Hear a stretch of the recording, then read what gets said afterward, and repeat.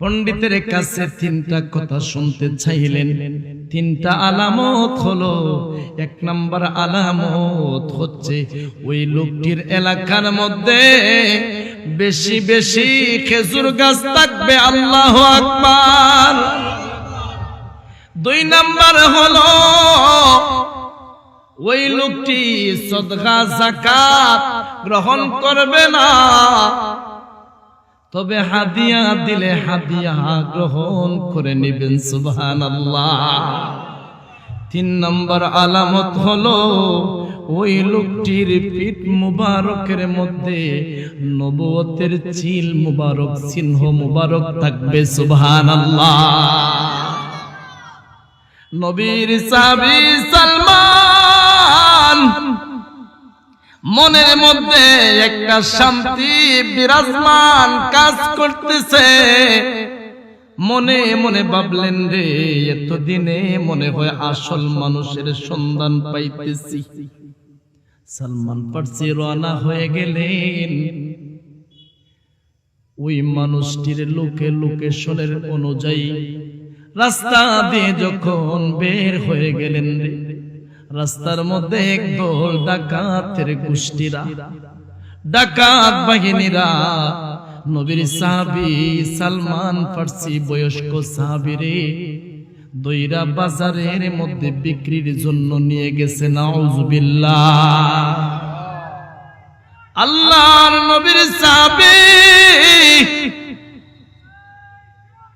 সালমান ফার্সি রাদিয়াল্লাহু তাআলা আনহু মালিকের তালাশে এতদিন চলে গেল, কিন্তু রাস্তার মধ্যে যখন ওই ইহুদি পণ্ডিতের অনুযায়ী লোকেশন অনুযায়ী বের হয়ে গেলেন, হঠাৎ করে তাকাইয়া দেখেন ডাকাতের দলেরা পাকড়াও করে ফেলছে। বাজারের মধ্যে বিক্রির জন্য নিয়ে গেল রে। বাজারের মধ্যে যখন নিয়ে গেল, বৃদ্ধ মানুষকে কে বা কারা কিনা নিবে? কেউ তো কিনা নিচ্ছে না। সন্ধ্যাবেলা একজন মানুষ আইসা বলতেছে, তোমাদের লোকরে কত দিয়ে বিক্রি করবা? আল্লাহু আকবার। ডাকাত বাহিনীরা বলতেছেন, এই মানুষটারে আমরা দইরাই না বিপদের মধ্যে পড়ে গেলাম, এই মানুষটারে কেউ কিনা নিচ্ছে না। আপনার যত ইচ্ছা অত দিয়ে নিয়ে নেন, আমরা দামাদামি করব না। ওই ইহুদি লোকটি নবীর সাহাবী সালমান ফার্সিকে কিনা নিল।